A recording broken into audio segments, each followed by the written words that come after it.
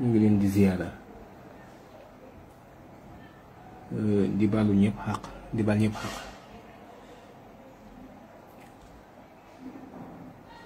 Bëggoon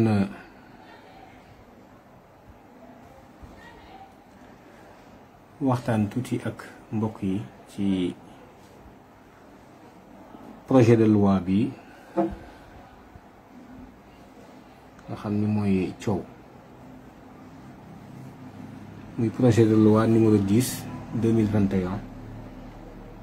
war a modifier la loi 65/60 bu 21 juillet 65 portant code pénal. ci composition dossier bi am na ñetti yëf muy décret de présentation bi décret 2021/778 bu 15 juin 2021 te président signé ko ak exposé des motifs yi ak projet de loi bi. lu jëm ci tomb bu njëkk bi décret de présentation bi moom duñ ci ñëw xëy na yéen ñëpp gis ngeen ko. Peut-être le 15 juin la ko président signé li ci topp mooy exposé des motifs yi daf ci am éléments yu intéressant yoo xam ni daf ci nekk yoo xam ni mat na taxaw seet. Projet de loi modifiant la loi 65/60 du 21 juillet 1965 portant code pénal. Exposé des motifs. Malgré la panoplie d'incriminations prises en compte dans le cadre de la lutte contre le terrorisme et son financement, le droit positif sénégalais ne couvre toujours pas encore entièrement certaines problématiques majeures que posent les résolutions pertinentes du Conseil de sécurité des Nations Unies, notamment des résolutions numéro 1373 en 2001.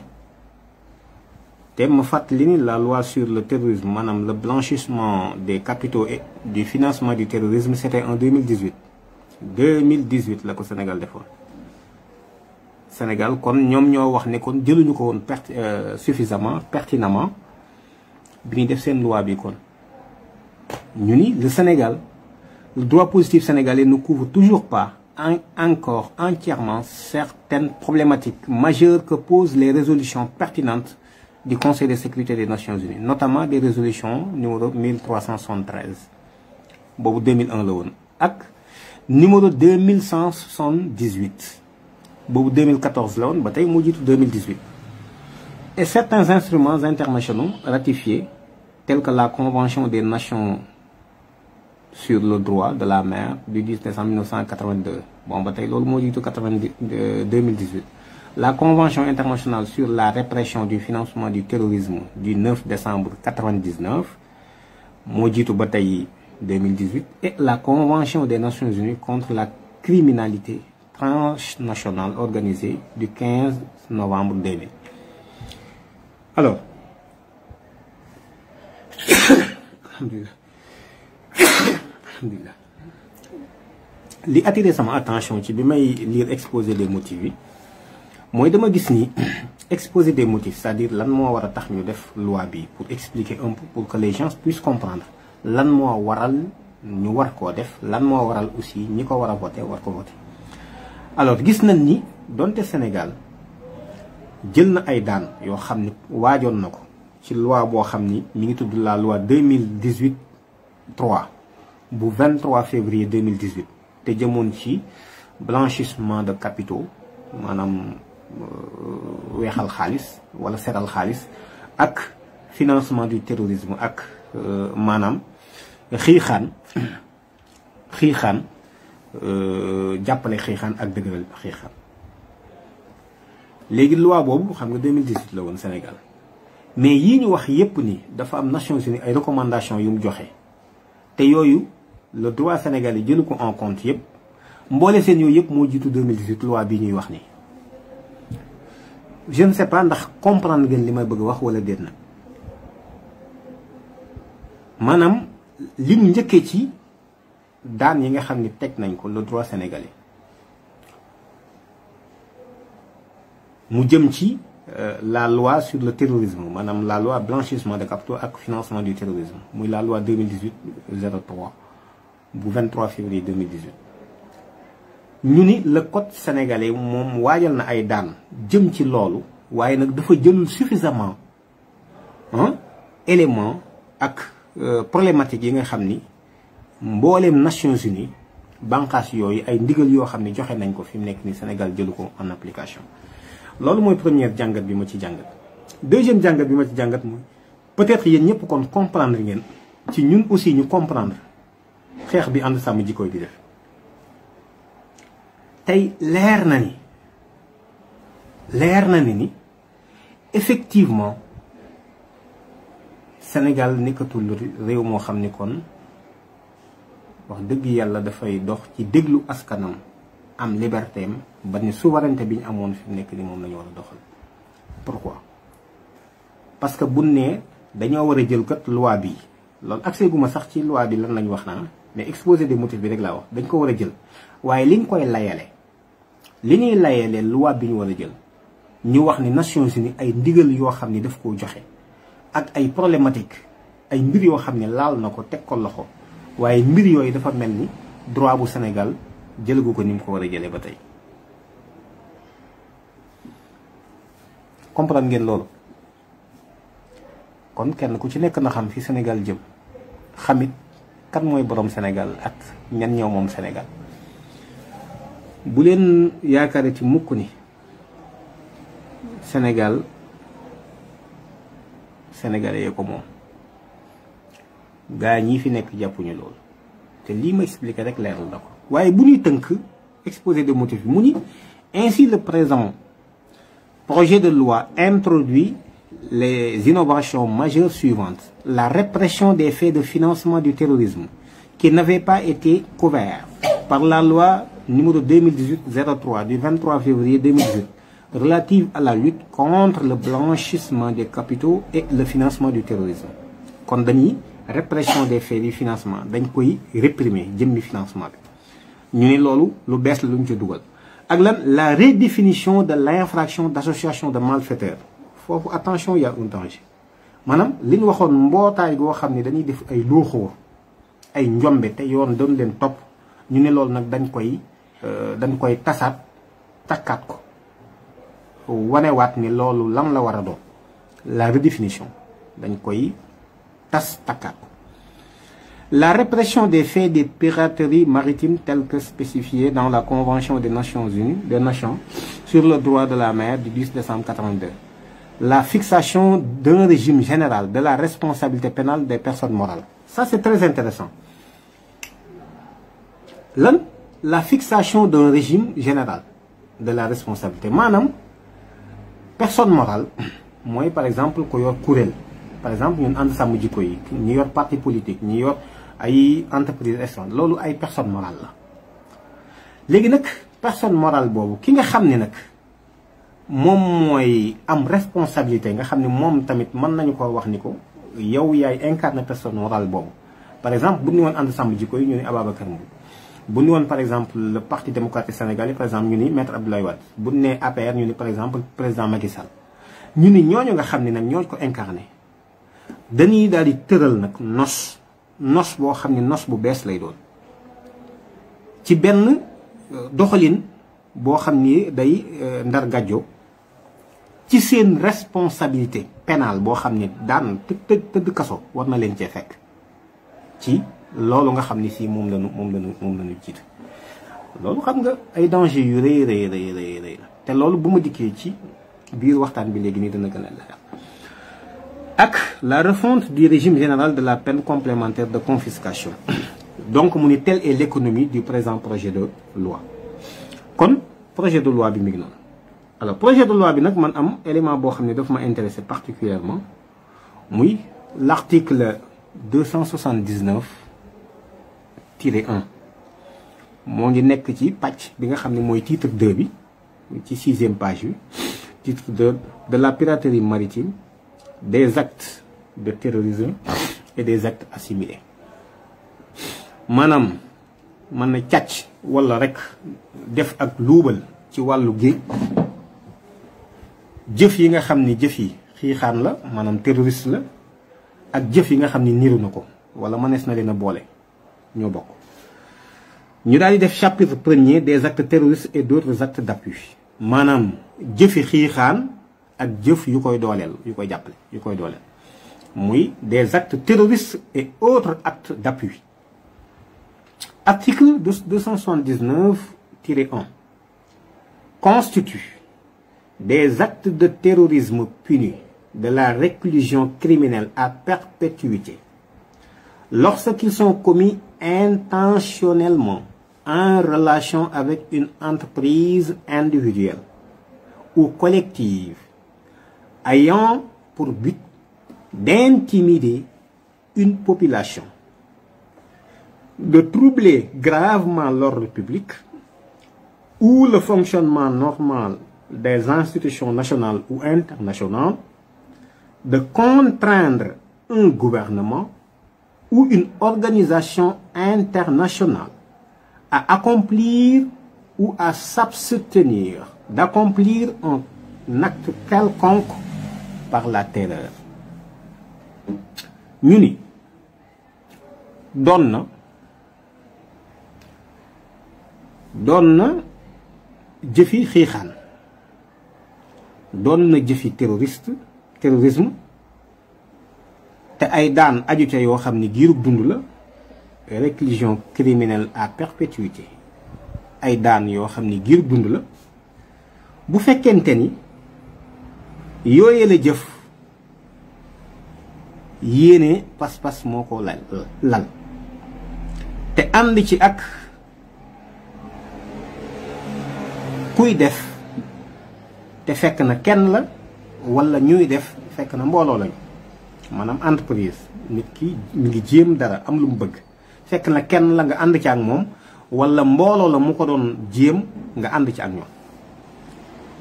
te jublu gi ayant pour but donc kon dafa ay conditions yu bari yu muy réunir ayant pour but d'intimider tiital xuuxal tiital ne xëjj xulli ay bët xuuxal tiital askan waxul askan wi yépp nag d'intimider une population maanaam bu dee la population sénégalaise xam na ni ñoom ñëpp soo nee mënoo wax la population sénégalaise te ñëpp dugguñu tiital askan wi waxuñu loolu waaye tey jii boo rëtloo woon lenn nag ci waa Parcelles rek dugg nga ci biir lii ñoom ci définition bi waaye waxuñu askan bi yépp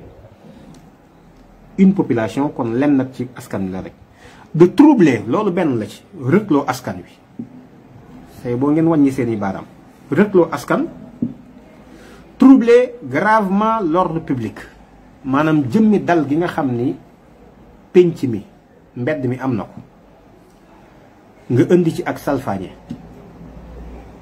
comme gis nañ fi ci événement yi amoon mars leader politique boo xam ni convoqué nañ ko mu dem di wuy ji ñu bloqué ko ci benn rond-point ba ci yàgg ni léegi arrêté nañ ko pour trouble à l'ordre public kon trouble à l'ordre public bu manifestation amoon kon jàpp dana la trouble à l'ordre public la bu leneen amoon mbooloo mu daje nii sax loolu trouble à l'ordre public la waaye nag dugal nañ ci gravement kon xëñ na bu yëkkati ko la dayoo boo xam ne si ni pénc mi baaxoo woon daal salfaañe nañ ko ba ñu yëg ko muy trouble grave à l'ordre public muy ñaar tiital askan salfaañe maanaam jëmmi ordre public bi ou le fonctionnement wala sax ni nga xam ni noonu la baaxoo doxe muy bànqaas yi ngànk réew mi institution yi muy exécutif bi muy législatif bi muy judiciaire bi et cetera ak bànqaas yi nekk ci seen suuf di liggéey par exemple préfecture par exemple école bi par exemple voilà police gendarmerie loola yi tamit nanu baaxoo doxe nit ki ànd ci am ku mu àndal wala ñu mu àndal yi tamit ba tey ba indi jeexi jaaxa ak noona nam daan doxe ak gàllankoor am ci le fonctionnement normal des institutions maanaam doxin wa baaxoo woon am daal gàllankoor am ci mais man bokkaat ci lu attiré sama attention trop mooy terme biñ ci teg ou international mu ni wala ou les institutions internationales maanaam fonctionnement normal u institution internationale yi la yan la Nations Unies la UNESCO la yeneen i bànqaas la yu demee noonu OMS la FMI banque et cetera yooyu institution de Bretton Woods yi ak yeneen bànqaas yu mel noonu ñu ni seen doxin bu normal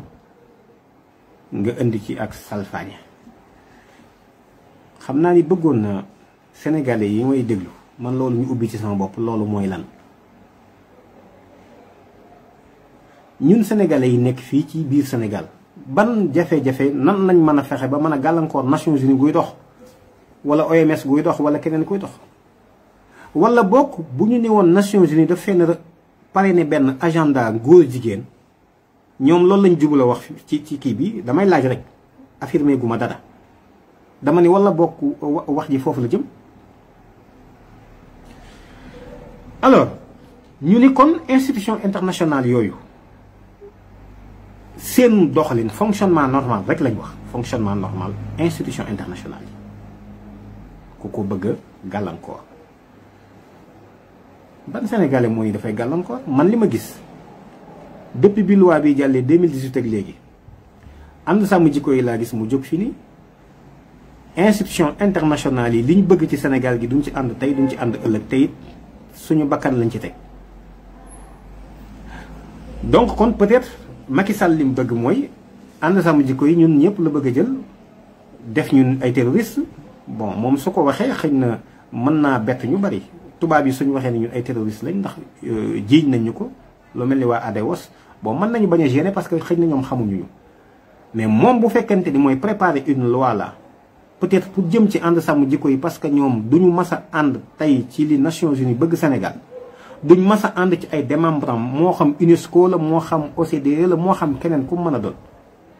duñu ci ànd tey duñ ci ànd ëllëg loi bu jàll ak bu jàllul lañ ci yemale. alors est-ce que loolu ñoom la ñu visé fi mu nekk nii ci lii ba naan le fonctionnement normal en fait des institutions internationales ñun dong ñoo fi wax loolu ni agenda bi Nations Unies bëgg ci biir réew mi ñun duñ ko seetaan du fi amee. Nations Unies ak ku mën a doon ak bànqaas yi mu yilif yëpp nan takk seen i kaake teg jàll ci àll ba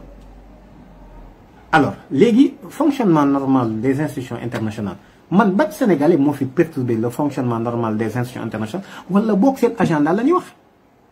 agenda bi institution internationale yi wax moom lañ bëgg a wax fii ndax seen fonctionnement ñoom ñoo ngi xëy ko gont ca la ñuy def wala boog agenda bi ñu bëgg a dérouler sénégalais moo tax fi mu nekk nii loi bi ñu boole ko ci ñi ñu ciblé damay laaj ba tey affirmé gu ma dara alors mais ñu tegaat ci de contraindre un gouvernement depuis 2018 ak léegi ban gouvernement moo fi nekk gouvernement fi nekk xam nañ ko contraindre comment on peut contraindre un gouvernement ñu ni dañuy contraindre un gouvernement wala boog événement mars yi moo tax ñuy wax ñoom la ñu bëggoon en fait amuñu ko moo tax ñu ni kon dafa am ñoo xam dañuy contraindre le gouvernement wala boog ànd sàmm jikko yi mobilisation bi mu def ci def leen dos au mur ñoom amatuñu pexe ndax jël nañ ñaari avance ba pare waxoon nañ askan wi yéen lañ fiy nekkal ba noppi jël beneen avance feneen lu bokkul ak li askan wi gëm ñu ni léegi kon contraindre un gouvernement par exemple ànd sàmm jikko yi bu ne léegi la loi criminalisation homosexualité dañ koy def kon ñoom dañuy contraindre un gouvernement bëgg ñu jàppe ay terroristes kon mais yéen laala gu leen dara yéen a ngi soog a laal xam ngeen ni nit ñi ngeen daan dajeel kenn ku ci nekk boo xëyee bëgg ngaa delluwaat sa kër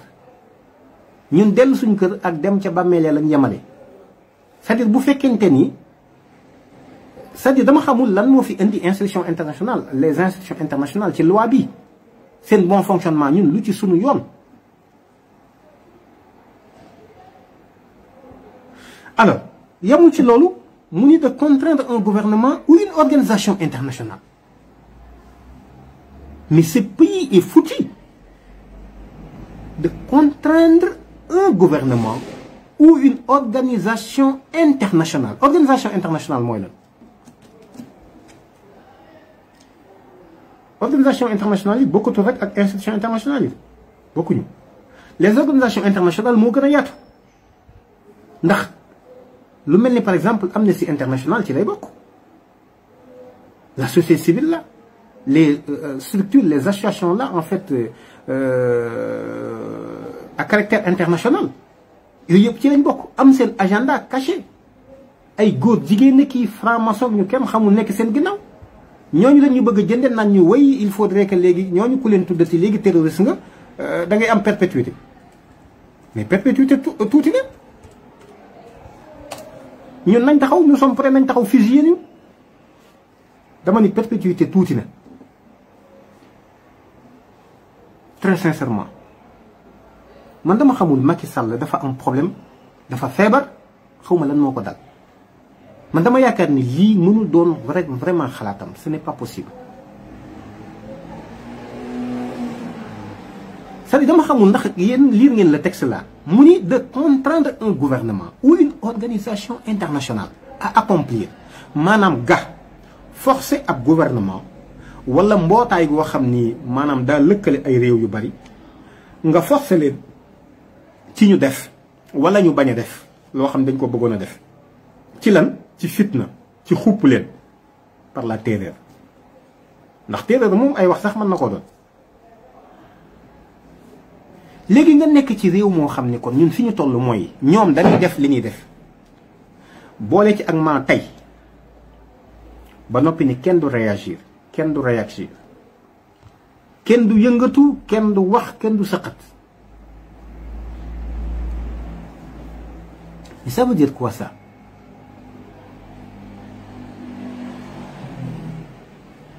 c'est-à-dire man damay lire loi bi damay lire en fait projet de loi bi mais dama ruus dama am gàcce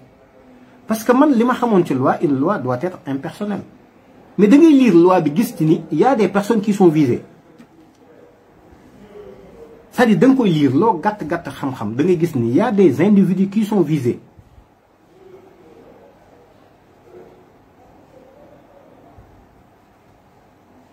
man je suis contre toute violence toute violence nag je suis contre mais dama ni ku la jaay violence ñëw bëgg ñëw sa kër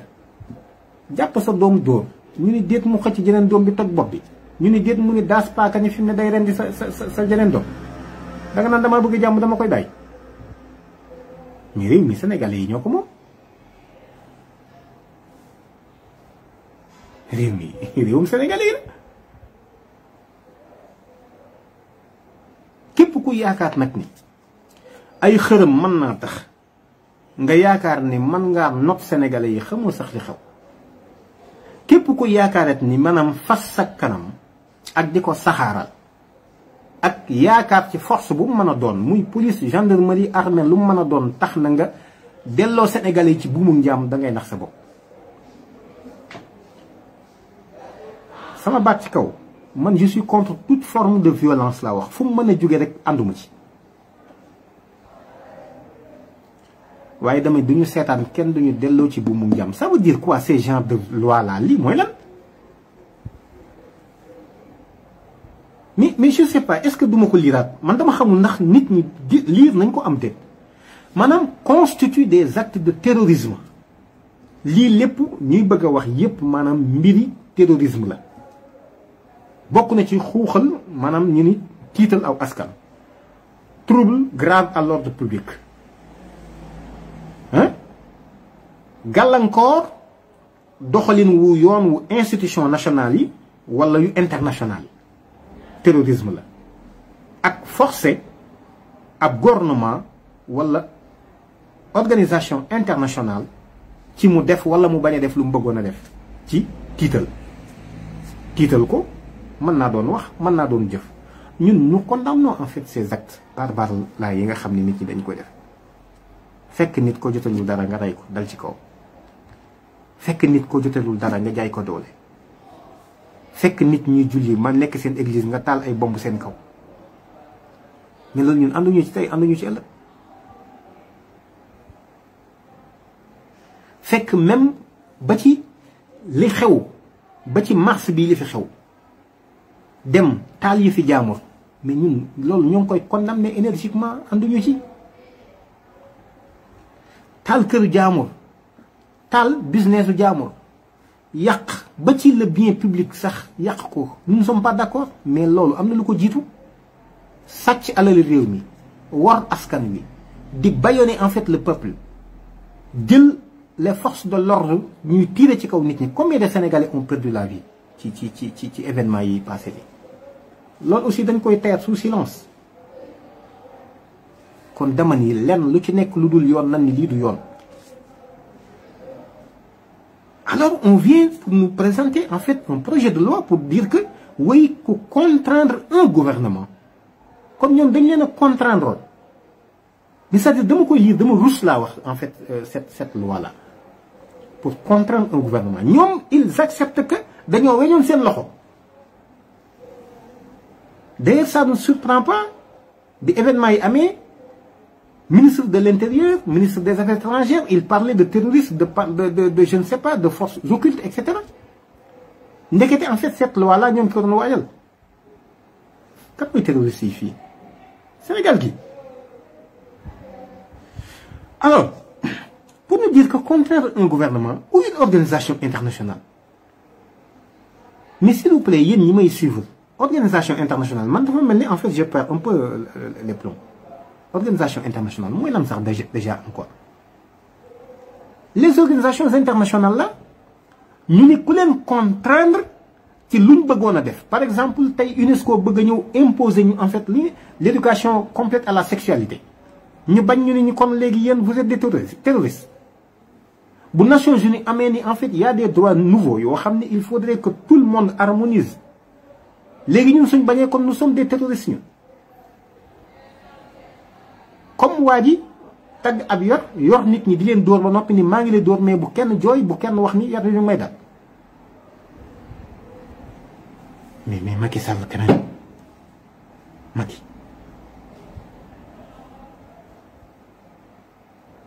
mais Macky Sall lii est-ce que Macky gis na ko man je ne pense pas que ni Macky Sall moo ko signé non très sincèrement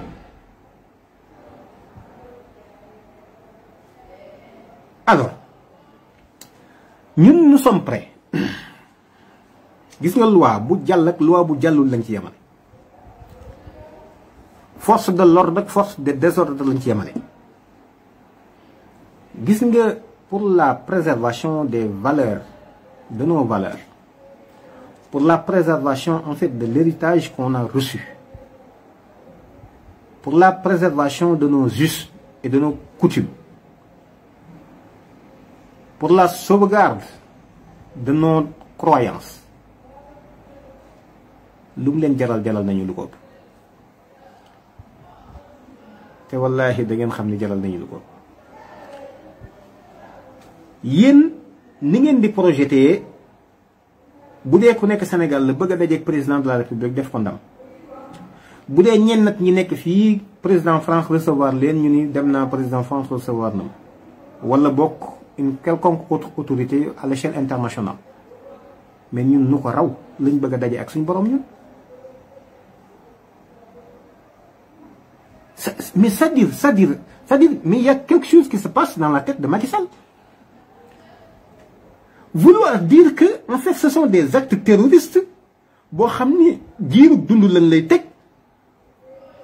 koo xam ni def na ko bien sûr que intentionnellement dugal nañ ko ci biir nga ànd ko ak kenn wala nga ànd ko ak mbooloo jublu ci tiital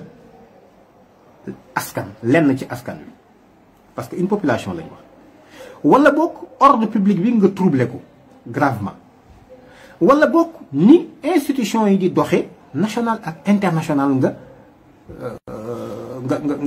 yëngal ko les institutions internationales ay des pédophiles laa wax des francs-maçons des satanistes bien vrai que da nga fa dem fekk fa ñu baax ñu fay liggéey waaye ñi ko ngànk ak la leen tax a jóg am agenda boo xam ne dafay tas suñu ngëm di yàq suñu diggante ak suñu borom on va nous dire maintenant que voilà yéen vous êtes des terroristes noppi leen ci bu kenn wax. moo tax j'interpelle en fait la jeunesse sénégalaise parce que réew mi dama yaakaar ne finalement yéen rek ak ñun dama yaakaar ni bu réew mi amee problème ñun ñoo ci ëpp li ñuy ñàkk. parce que yéen lu mën a xew ëllëg yéen lañuy bàyyi réew mi, yéen lañuy bàyyi diine ji muy église bi muy diine l'islam. kon yéen ngeen war a hérité te li ñu war a hérité fi mu ne nar nañ koo yàq ba pare. li may am rus di am gàcce mais maa ngi leen di xalaat fii ma toll fi mu nekk nii mais yemul ci loolu lii di jàll nii mbooleem koo xam ni kilifa diine ga te jege kilifa yu mag yi lu mën a xew à partir en fait de cette loi liberticide là maanaam kenn ëpp la ci responsabilité. ndax réew mi it wax dëgg yàlla il faudrait que ñuy anticiper bañ a bàyyi ba muy tàkk ba noppi médecin après la mort ñuy séegal def dara luñ ci def. il faudrait que ñuy anticiper ci problème yi war di am xam ni réew mi ñoo commencé bokk ñu toog di ko waxtaane rawatina koo xam ne si mën nga ci dara. te mbooleem ñi nga xam ni jege nañ kilifa yi yépp am nañ responsabilité ci waxtaan ak kilifa yi ci mbir mi. xamal leen ni leen ñoom potentiellement sax ñoom ay terroristes lañu parce que ñoo ngi dem tuuti ndax bu ma gisee institution internationale gis lam ay organisation internationale ci lu ñu war a def ak lu ñu bëggul woon a jëf ñu jëfloo leen ko dama gis ni ñoom ils sont visés suñu kilifa diine yi. ndax dañuy seetaan ba àgg foofu nag confrontation di am fekk na loi bi jàll na Sénégal mën naa évoquer yeneen yi mbir pour la communauté internationale intervenir nit ñi soog di wax wala dañ ciy wax léegi ci teel buñ ko mënee freiner. ay Macky watawat Macky watawat mi Macky Sall xanaa amul mbokk.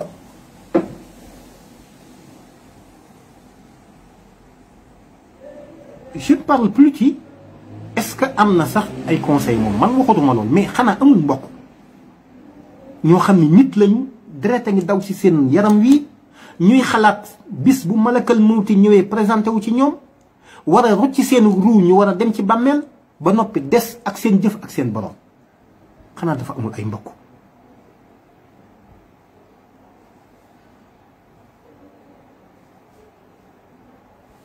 ni Macky ana Senghor Macky ana Abdou Diouf Macky ana Abdoulaye Wade Macky tu sais que ñii li tax ma lim leen léegi dans moins de 20 secondes ñoom ñëpp jàll nañu ak liñ fi mën a def lépp 20 ans ak presque 20 ans muy 40 ans boo ci doolee 12 ans ça fait 52 ans ma wax ko ci lu matul 1 minute. bu ma nee Macky 12 ans fi mais wax naa ko ci lu matul 5 secondes. ça appartient au passé comme j'appartiens au passé comme tout le monde nous appartenons au passé. Macky démb bi ñuy ñëw rek di gane dañ ñoo leewu téeñu mënuñu dara ñu teg ñu tudd ñu di ñu tette di ñu laddanti di ñu taxawu di ñu jubbanti ba ñuy dem bay jéem di mënal suñu bopp ba ñuy dem ba naan man nañu ci diggante bi nga mënee Macky léeg-léeg nga fàtte Sénégal ndax da ngay nekk ci ay nelaw fàtte sa bopp fàtte sa njaboot fàtte loo am moomutoo dara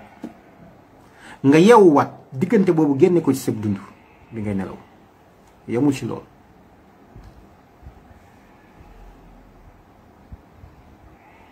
léeg-léeg yaa ngi ci yenn ci occupation ma jàpp sax ni xëy na yaa ngi ni da nga bëgg def lu baax. waaye nag lu ëpp tuuru fais très attention Macky bu la kenn dugal ci loo xam ne sii mën ngaa xam fu muy tàmbalee mais doo xam fu mu la yem. yaa ngi rappelé wu ma fàttali la sa kàddu goo waxoon ñu laaj la nga nekk ci oto ñun la bu fekkente ni Abdoulaye Wade gagné na nga ni ko non bu waxee ni gagné na mais su dee waxee gagné dañuy dem déloger ko jële ko palais indi fii. boobu xaw ma ñan nga diisool ak ñan nga waxal ba mën a wax kàddu yooyu ndax ñi la xam-xam nañ la waaye xamal ni say junni wala ay millions yu am pas-pas bu raw ba nga doon wax tey jii ñoo ngi ci biir réew mi te dund ak dee ndax dund ak dee fi nekk ku dund tey it da ngay dee suba tam man dama koy def da nga koy def ëllëg c'est tout. alors kenn ku ci nekk nag boo ko defee ba noppi des ak sa jëf ak sa borom mais véritablement président Macky nag président Macky sénégalais yi dinañ la teraanga ju rëy yow sénégalais yi fekkoon la la nga doon ko suufe ñu yëkkati la ba nga dem ca kaw sénégalais yi fekkoon nañ la ku kenn xamul yàlla ci dogalam dogal loolu mu jaare ci ay loxo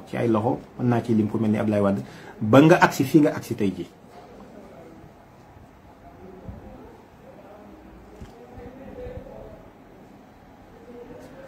fekkoon na la nga doon ku ñàkk sénégalais yi jox la teraanga yow ak sa njaboot ba ku la neex sax nga teral ko Macky lan nga war a mën a fayee sénégalais yi lu dul bàyyee leen réew moo xam ne dara du ci fell mais cette loi-là des actes terroristes punis par de la réclusion criminelle à perpétuité lorsqu'ils sont commis intentionnellement en relation avec une entreprise individuelle ou collective ayant pour but d'intimider une population tiital ay nit kese ay nit mën naa ko tuddee ay nit rek ndax du askan wi yëpp tiital ay nit intimider leen ñu ni loolu da nga war a dem kaso girub dund wala ordre public bi dal gi am ci penc mi ak liñ fi baaxoo gis nga salfaañe ko te loolu gis nañ ci yu bari yoo xam ne mën na cee feeñe boo génnoon tey nii damaa war a am lu ma naqari te loolu constitution moo ko garantir damaa bëgg a def marche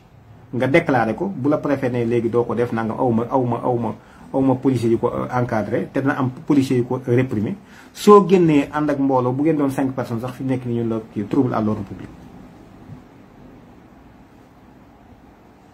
alors wala le fonctionnement normal des institutions nationales suñu institution nationale loolu moom ñun ñëpp dañ ko fonk suñu institution yooyu dañ koy dëgëral ndax bis bu nasaxee réew mi nasax waaye institution internationale moom lan moo ko ci indi les institutions internationales am seen agenda boo xam ni du point de vue international am na lu ñu bëgg ci àdduna bi mu ciy dox nga naan ñu ñoom seen bon fonctionnement loolu c'est lié en fait au terrorisme yamul ci loolu de contraindre un gouvernement forcer ab gouvernement ou bien une organisation internationale muy mbootaay yi nga xam ne lambar yi ay góor jigéen ci bari trop am des objectifs inavoués par exemple bu ma xoolee les 17 objectifs des ODD muy les objectifs du développement durable mais principe bi lenn la mooy il ne faut exclure personne na góor jigéen ak ñëpp dugg affaire bi sa mbaxloo mu doon benn suppu kànja alors nga ne ñun luñ on va gommer ça dañ ci noppi parce que ku ci wax léegi tu es un terroriste man moom samay kii sax dama koy changé def ci léegi Ababacar Mboup terroriste c'est-à-dire mais yéen vous voulez terroriser les gens là c'est-à-dire yéen quel est votre problème Sénégalais yi moom moo leen de sëñ Macky Sall te demoo ci xare yi tamit ba jàpp leen loolu il faut nga xam ko kon les organisations internationales la lan moo leen indi ci suñ doxalinu réew ñun ou bien li ànd sàmm jikko yëkkati ni ñun on va criminaliser l'homosexualité moo ko waral nga bëgg a rocceeku rasu fi mu nekk nii parce que li nga ci def xam nañ ko amoo foo mën a jaar bëgg ngaa tas ànd sàmm jikko yi ça n'a pas marché jéem nga ñu discréditer ça n'a pas marché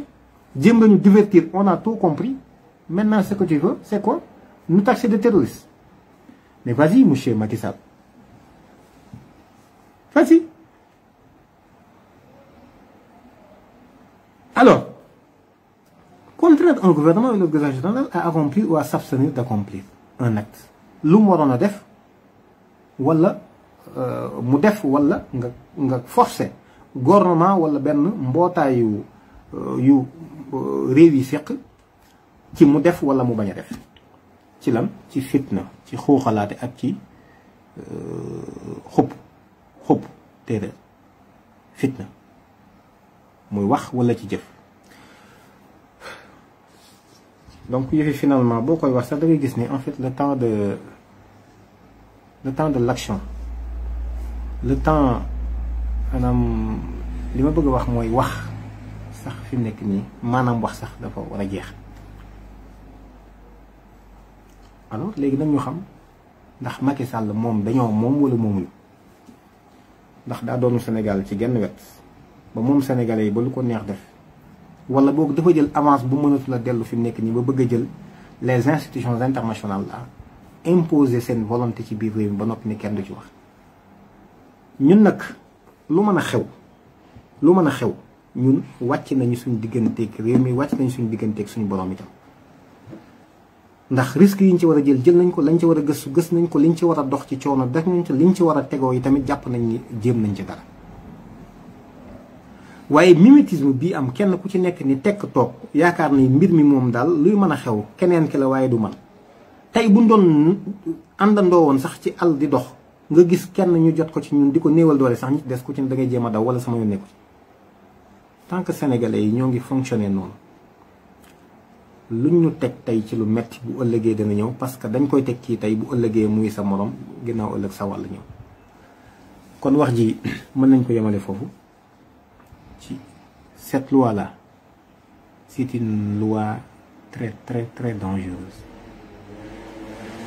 boo xam ni potentiellement sénégalais yi en tout cas ñu bari ay terroristes la ñu doon léegi. terroristes yoo xam ne nag du ñu poser bombe du ñu xuloo du ñu xeex du ñu saaga te danañ doon ay terroristes parce que nag li leen yàlla digal ñu gëm ko seen yonent indi ko te ñu wax leen ni man yutiixa rasul faqad ataaxa Allah